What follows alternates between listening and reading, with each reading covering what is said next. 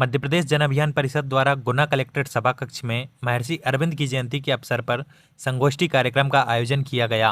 कार्यक्रम में मुख्य अतिथि के रूप में गुना नगर पालिका अध्यक्ष सविता अरविंद गुप्ता एवं वैदिक विद्वान पंडित तुलसीराम दुबे उपस्थित रहे। अतिथियों द्वारा महर्षि अरविंद के चित्र पर माल्यार्पण कर दीप जलाकर कार्यक्रम की शुरुआत की गई।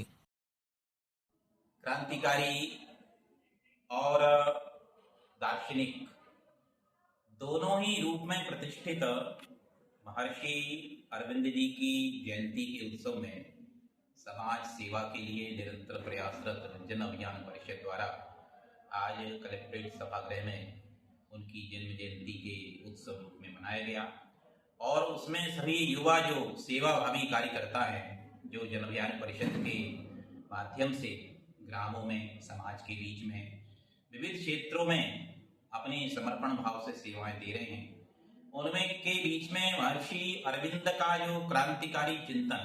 आध्यात्मिक चिंतन, दार्शनिक चिंतन, वो व्यापकता से पहुंचे। इस निमित्त आज यहाँ ये आयोजन किया गया था और महर्षि अरविंद का जो क्रांतिकारी के साथ में दार्शनिक चिंतन था, तत्ववेदता था, सामाजिक समरसता,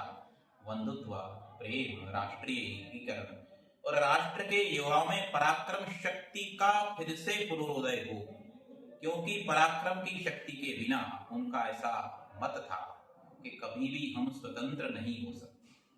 तो उस पराक्रम की शक्ति को उन्होंने क्रांति की ज्वाला के रूप में समाज में प्रतिष्ठित किया और उसका सत्परिणाम ये निकला कि भारतवर्ष बहुत शीघ्र उनकी क्रांतिकारी योजना से स्वतंत्र हुआ और आज विश्व के अग्रणी लोकतंत्र और समर्थ गणतंत्र के रूप में जो प्रतिष्ठित है,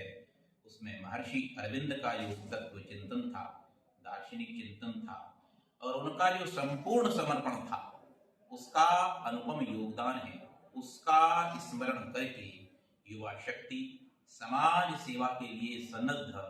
सभी बंधु भगिनी संकल्पित आज हो रहे हैं कि हम जो स्वतंत्रता उन बलिदानी,